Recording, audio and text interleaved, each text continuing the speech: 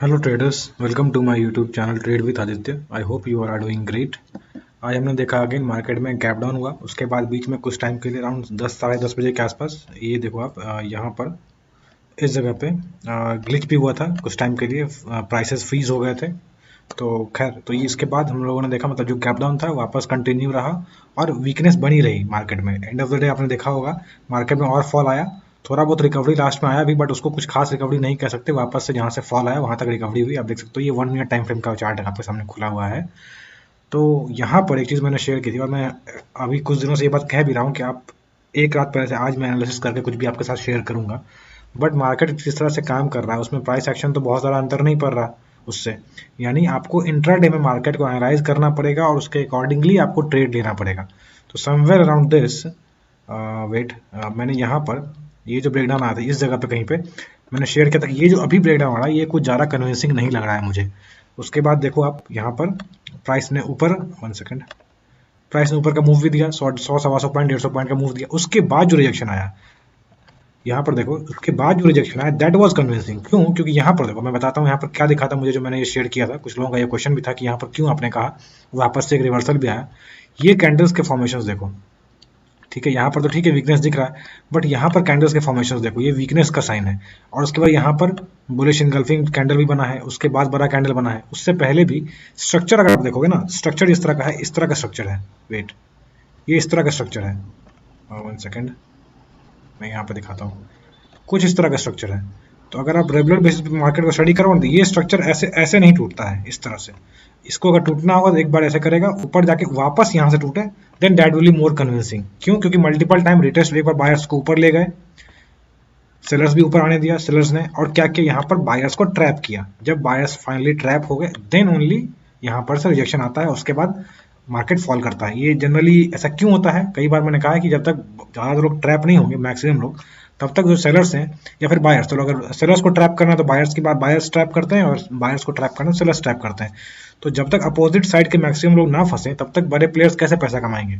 ठीक है ना। इसलिए कई बार ऐसा होता है कि आपको दिखेगा ये ब्रेकडाउन है, बट उसके बाद बायर्स को फंसाने के लिए, ट्रैप करने के लिए एक बार वापस अप मूव दिखाते हैं, उसके बाद ट्रैप करके फिर नीचे लाते हैं। इस तरह से मार्केट कई बार काम करता है। तो यही मैंने शेयर भी किया था। यहाँ पर स्ट्रक्चर भी इस तरह का था कि ये इस तरह से टूटता हुआ नहीं दिख रहा था। यहाँ पर एक बार रिजेक्शन लेके एक ही बार यहाँ पर टेस्ट करने आया, दोबारा टेस्ट किया, ठीक है, उसके बाद जो रिजेक्शन आया यहाँ देखो, ये कैंडल्स यहाँ पर आइडियल था। अगर आपने यहाँ पर नहीं भी शॉर्ट के वापस रिजेक्शन फेस किया, ये जोन, ये जो सपोर्ट जोन है, यहाँ पर जब रिजेक्शन आया देन मैंने भी ट्रेड लिया था इसके बाद, और अच्छा खासा हमें फॉल देखने को मिला, 200-300 पॉइंट का फॉल देखने को मिला। एंड ऑफ द डे थोड़ी सी रिकवरी आई है, बट ये कंटिन्यू रहेगी कि नहीं रहेगी। अभी SGX का अगर हाल देखोगे आप तो 100, 150, 200 पॉइंट के आसपास अप मूव दिखा रहा है, बट वो कल सुबह क्या स्थिति रहेगा, क्या न्यूज़ रहेगा, उस पर डिपेंड करता है। आज तो रिकवरी दिखा रहा है क्योंकि अच्छा खासा मूव नीचे आया, उसके बाद एक मोमेंटम ऊपर की ओर था।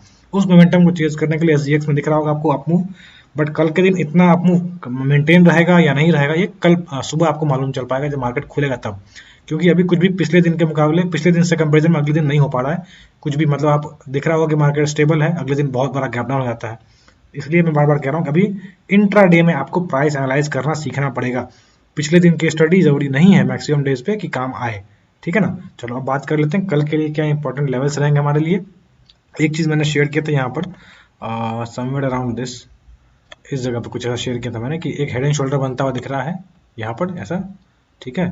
मैंने टेलीग्राम चैनल पे बिफोर मार्केट क्लोज्ड यहाँ पर कुछ इस तरह का मैंने शेयर किया था, हेड एंड शोल्डर बनता हुआ दिख रहा है। हाँ, लेकिन इसके बेसिस पे कोई अपना कैरी ओवर पोजीशन ना करे। अभी देखते हैं, हो सकता है ये जो मोमेंटम आप देख रहे हो ना, ये मोमेंटम कंटिन्यू करने के लिए एक बार ऊपर खुल सकता है, ये पॉसिबिलिटी है। ठीक है ना। चलो अब कल के लिए बात कर लेते हैं हम लोग जल्दी से। अभी आप देखो, ये निफ्टी बैंक का 50 मिनट्स का टाइम फ्रेम का चार्ट है। कल वाले लेवल्स ही हैं जो हमने डिस्कस किए थे, ऑलमोस्ट वही लेवल को रिस्पेक्ट कर रहा है फिलहाल।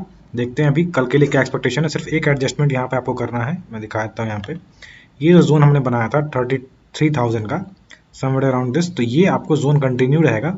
बस यहाँ पर एक एक ये पूरा का पूरा एक जोन बन जाएगा अब सप्लाई जोन, ठीक है ना। लेकिन अब अगर गैप अप हो जाता है तो फिर कल के लिए ये डिमांड जोन हो जाएगा। तो ये बात आप याद रखना कि एक बार जब रेजिस्टेंस टूटता है तो वो सपोर्ट करता है, और सपोर्ट टूटता है तो वो रेजिस्टेंस होता है। ये बात आप ध्यान रखना, बहुत बेसिक चीज़ है, आई थिंक बहुत लोगों को पता भी ये चीज़। तो कल को अगर गैप अप होता है इसके ऊपर तो रिजेक्शन का वेट करना, यहाँ से अगर रिजेक्शन मिलता है तो यहाँ तक के लिए जा सकते हैं, या फिर थोड़ा सा गैप अप होता है, मतलब बहुत ज़्यादा नहीं। बैंक निफ्टी के लिए 100-200 पॉइंट इज नॉर्मल, उतना अगर गैप अप होता है और थोड़ा सा होल्ड करके उसके बाद ऊपर चलता है तो आप यहाँ पर ब्रेकआउट में भी एंट्री ले सकते हो, आराम से आपको यहाँ तक का टारगेट आ सकता है। बट यहाँ पर ये देखो समवेयर अराउंड 287 33,300 ये जगह पे एक बार प्राइस होल्ड कर सकता है, ध्यान रखना। और एक चीज़ मैं 2-3 दिन से कह रहा हूँ, ये चीज़ प्राइस कर क्या रहा है, प्राइस ऊपर खुलता भी है तो सस्टेन नहीं कर पाता, वापस नीचे आता है। तो इसलिए ट्रैप मत मारना कि बहुत बड़ा मोमेंटम आ जाने वाला है तो मैं बहुत लंबा टारगेट बहुत बड़ा मूव कैप्चर करूंगा, ऐसा नहीं करना। सेंटिमेंट के अगेंस्ट अगर काम कर रहे हो तो हमेशा छोटा टारगेट रखना। ये बात मैं बार बार कहता हूँ, काफ़ी लोग ये भी सोचते होंगे कि मैं बार बार एक ही बात क्यों रिपीट करता हूँ, क्योंकि कई बार लोग ये छोटी छोटी गलतियां ही रिपीट करते हैं और उसके कारण बड़ा लॉस उठा लेते हैं। सेंटिमेंट के अगेंस्ट या ट्रेंड के अगेंस्ट जब आप काम करते हो, ऐसा नहीं है काम करना गलत है। अगर आप काम करते हो, आपको लगता है कि आप काम कर सकते हो तो वहाँ पर ठीक है, कोई दिक्कत नहीं, बट वहाँ पे अपने रिस्क को लिमिट करना, रिस्क को छोटा रखना और लालच कम करना, बस इतना ही मैं कह रहा हूँ। तो यहाँ पर ध्यान रखना, अगर ऊपर निकलता भी है तो बहुत बड़े टारगेट के लिए मत जाना, अपना टारगेट छोटा मोटा जो भी आपका टारगेट रहेगा वहाँ बुक करके निकल जाना, क्योंकि बार बार ये सस्टेन नहीं कर रहा। आप पीछे भी चार्ट में देखोगे अगर, तो क्या हो रहा है, ऊपर जाता है, ऊपर जाते हैं फिर नीचे ले आते हैं, ऊपर जाता है फिर नीचे ले आते हैं। पीछे भी देखोगे अगर आप नीचे चार्ट में, तो यहाँ पर भी वही होता है, ऊपर जाता है बट वापस नीचे ले आते हैं। तो ये चीज़ आपको कई दिनों से ये चीज़ हो रहा है, इसलिए मैं कह रहा हूँ कि इसको आप थोड़ा ध्यान देके करना काम, कि जब भी ऊपर जाता भी है तो बहुत ज़्यादा ट्रैप में मत आ जाना कि हाँ अब मैं बुलिश हो गया हूँ, मैं यहाँ से मार्केट ऊपर ही जाने वाला, ऐसा कुछ नहीं करना। इसके ऊपर अगर निकलता है और रिजेक्शन में मिले तो बेस्ट, या होल्ड थोड़ा सा होल्ड करके मिले तो बेस्ट यहाँ तक के लिए। इसके ऊपर जाता हुआ दिखता है तो पहले ट्रेड में यहाँ तक खत्म कर लें, दोबारा अगर आपकी रिस्क कैपेसिटी आपको अलाउ करती है then only trade for this level 34,100, यानी 34,000 एक राउंड नंबर है और लेवल आपको दिखाया 34,100 का। तो इस बीच में आपको काम हो सकता है अगर मोमेंटम कल ज़्यादा बना रहा तो। बट न्यूज़ पॉजिटिव तो आ नहीं रही है, तो नेगेटिविटी के कारण हो सकता है एक बार मोमेंट प्राइस ऊपर खींचे भी तो वापस नीचे ला सकता है, इसलिए ध्यान रखना इस चीज़ों का। नीचे के लिए अगर नीचे टूटता है, अगर ऊपर चल के नीचे टूटता है तो आराम से आप यहाँ पर शॉर्ट कर सकते हो। कहाँ के लिए, समवेयर अराउंड दिस लेवल 32,680 या 650 के आसपास, ये लेवल आपके लिए सपोर्ट की तरह काम करना चाहिए फिलहाल। और उसके बाद ये जो डे लो है आज का, इसको हम लोग मार्क कर लेते हैं 32,370 का, ये दो लेवल्स नीचे के लिए रहेंगे। उसके बाद अगर नीचे टूटता है तो हमने बात कर रखी है पहले ही, उसमें कोई कंफ्यूजन नहीं होना चाहिए। हमारा 32,100 के आसपास, 32,100 के आसपास हमारा सपोर्ट बनता है। और उसके नीचे अगर निकलेगा तो आप देख लो यहाँ पर आप रफली 500 पॉइंट का एक लेवल रहेगा। आप पीछे चार्ट में भी अगर देखोगे, मैं दिखाता हूँ आपको, 1 सेकेंड, आवरली चार्ट पे चलते हैं और मैं आपको दिखाने की कोशिश करता हूँ पीछे के लेवल्स कौन से हैं। यहाँ पर देखो एक लेवल ये रहेगा 31,570 का, उसके नीचे फिर आप जैसे यहाँ पर जाओगे ना, आपको खुद ही पीछे चार्ट में दिखते जाएगा कहाँ पर होल्ड कर सकता है प्राइस। बट अगर आप इतना नहीं भी कर सकते तो समझ लो 500 पॉइंट का एक रेंज रखो, 500 पॉइंट के प्ले एरिया में आप अपना काम करो, लेकिन 500 पॉइंट कैप्चर करने के लिए मत जाओ, काम आप 100 पॉइंट 150 पॉइंट के बीच में ही कर लो और उसके बाद टारगेट बुक करके बैठ जाओ। बार बार आपको दिन में 10 ट्रेड नहीं लेने हैं और हर ट्रेड को कैप्चर भी नहीं करना, हर मूव को कैप्चर नहीं करना है। अगर आपने एक बार प्रॉफिट कर लिया, बाहर निकल जाओ, एक बार लॉस कर लिया, अगर आपकी कैपेसिटी अलाउ करती है देन ओनली दोबारा ट्रेड करो, अदरवाइज उस दिन स्टडी करो, कोई बात नहीं, stop loss is a part of game, business की तरह लो। ये मत सोचो कि मुझे लॉस हो गया मतलब मुझे लॉस लेना ही नहीं है, ये दिमाग में मत रखो। कभी मुझे रेड में जाना ही नहीं है, दिन को लॉस में क्लोज नहीं करना, ये अगर जिद पे रहोगे तो किसी दिन बड़ा लॉस ले जाओगे, इसलिए ये ध्यान रखना। देखो यहाँ पर मैं मार्क कर दे रहा हूँ, अगर नीचे टूटता है तो 31,400 से लेकर 31,500 का एक सपोर्ट रहेगा, ठीक है। चलो अभी हम लोग ये नीचे और ऊपर दोनों की बात कर ली हमने, पॉसिबिलिटी क्या क्या है, किस तरह से काम करना है। अब हम लोग चलते हैं निफ्टी पे। यहाँ पर भी देखो क्या हुआ है, ये ग्लिच वाला कैंडल अगर छोड़ दो आप, ये तो कुछ और ही कहानी चल रही थी उस वक्त। बट अब ये क्यों होता है, इसके पीछे एक लॉजिक ये भी है, कई बार कुछ ऐसे ऑर्डर्स लगे होते हैं जो कि बहुत बड़े ऑर्डर्स लगे होते हैं, उसको पूरा करने के लिए प्राइस ऊपर नीचे, मतलब जिस तरह से नॉर्मल मूवमेंट होता है उसके अगेंस्ट मूव करता है। बट ठीक है, इसके लिए अब बहुत सारे लॉजिक आपको यूट्यूब पे, सोशल मीडिया में मिलेंगे, इस पर ध्यान नहीं देना, इससे हमारे ट्रेडिंग को कोई फर्क नहीं पड़ता। और ऐसे ग्लिचेस के कारण अगर कोई ये कहता है कि नहीं मुझे ट्रेडिंग छोड़ देनी चाहिए, that is also a wrong approach, ये बात याद रखो। इस तरह के ग्लिचेस आपको, जैसे आप बिजनेस करते हो तो बिजनेस में कभी ऐसा हो सकता है ना कि आपने दुकान खोली और उस दिन तूफान आ गया, तो क्या बोलोगे, नहीं इस जगह पर तूफान आता मैं काम ही नहीं करूंगा, ऐसे नहीं करते, ठीक है। ये बात आप ध्यान रखो, इस तरह के ग्लिचेस आते रहेंगे, टेक्नोलॉजी है, टेक्नोलॉजी में इश्यूज होते हैं, फुल प्रूफ कुछ भी नहीं होता। चलो अभी बात करते हैं कल के लिए। अब देखो हमारी बात हुई थी कि ये डिमांड जोन रहेगा, देखो उसकी जगह पे डे लो के आसपास से वापस से इसने रिकवरी दी है, 1 सेकेंड, हाँ, डे लो के पास से वापस रिकवरी दी और ऊपर चला है, बहुत ज़्यादा रिकवरी नहीं आई है। कल के लिए क्या एक्सपेक्टेशन हो रख सकते हैं वहाँ देख लेते हैं हम लोग। इसमें एक चीज़ मैं एडजस्ट करूँगा, यहाँ पे डिमांड जोन तो हमारा बना हुआ है, बट जो डे लो है ना उसको हम लोग मार्क कर लेते हैं एक सपोर्ट जोन की तरह। यहाँ पर ये हमारा एक सपोर्ट जोन है, इसके नीचे टूटता है तो अगेन आपको मैंने बता रखा है 15,560 का लेवल रहेगा, उसके नीचे फिर 15,000 का लेवल भी रहेगा। हमने बात कर रखी है 15,000 will be a psychological support, तो ये याद रखो 15,000 साइकोलॉजिकल सपोर्ट है। अगर पीछे जाओगे भी तो मैं दिखाया था आपको चार्ट में, रफली 20-25 पॉइंट का ऊपर नीचे हो सकता है। ये देखो 15,100 के आसपास आपको आ रहा है, ये प्राइस एक्शन पूरा है। तो रफली मैंने कहा कि 15,000 के आसपास एक साइकोलॉजिकल सपोर्ट भी है, प्राइस एक्शन के हिसाब से भी सपोर्ट बनता है। क्यों? क्योंकि यहाँ पर पहले देख लो, वो भी मैं दिखा देता हूँ आपको।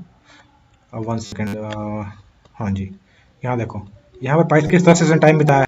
देखो यहाँ पर क्या हुआ, एक जगह रेजिस्टेंस, फिर रेजिस्टेंस, फिर रेजिस्टेंस, उसके बाद फिर ऊपर तोड़ा। यानी ये जो जोन आपको है ना 15,000 के आसपास का, यहाँ पर कई बार रेजिस्टेंस ले चुका है।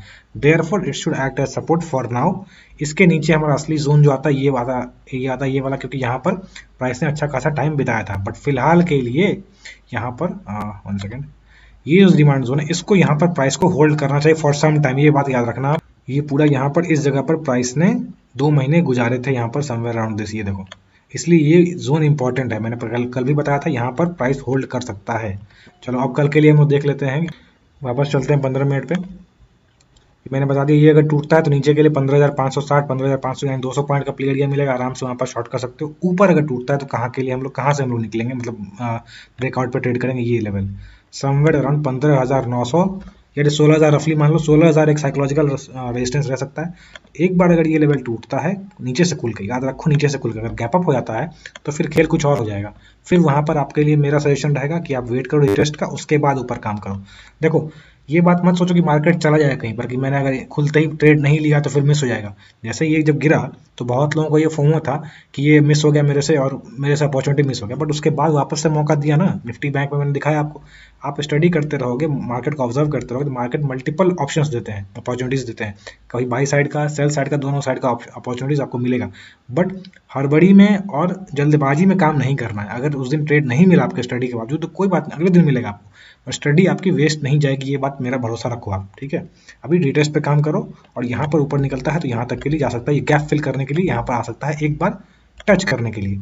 और जब तक 16,100 का लेवल नहीं तोड़ता ये, तब तक ऊपर के चांसेस यानी बुलिश होने के कोई चांसेस नहीं दिख रहे हैं। अगेन ये सेल ऑन राइज वाला केस रहेगा, 16,100 के आसपास आके आप वापस से शॉर्ट कर सकते हैं इसको, ठीक है ना। ये बात आप याद रखना, नीचे के लिए मैंने बता दिया।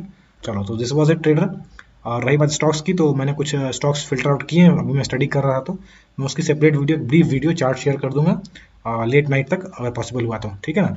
चलो this was it. I hope आपको ये एनालिसिस पसंद आई। अगर आपको ये एनालिसिस पसंद आती है, तो प्लीज़ वीडियो को लाइक करें, अपने दोस्तों के साथ भी शेयर करें ताकि उनको भी कुछ बेनिफिट मिल सके। If you are new to my channel तो kindly subscribe my channel. Subscribe button के पास जो बेल आइकन है उसको हिट कर दीजिए ताकि कोई अपडेट्स आपसे मिस ना हो। और अगर आप मुझसे मेरे टेलीग्राम चैनल पर जुड़ना चाहते हो, जहाँ कि मैं ज़्यादा फ्रिक्वेंटली पोस्ट करता रहता हूँ इवन ड्यूरिंग मार्केट आवर्स, आपने आज भी देखा मैंने टेलीग्राम चैनल पर शेयर किया था।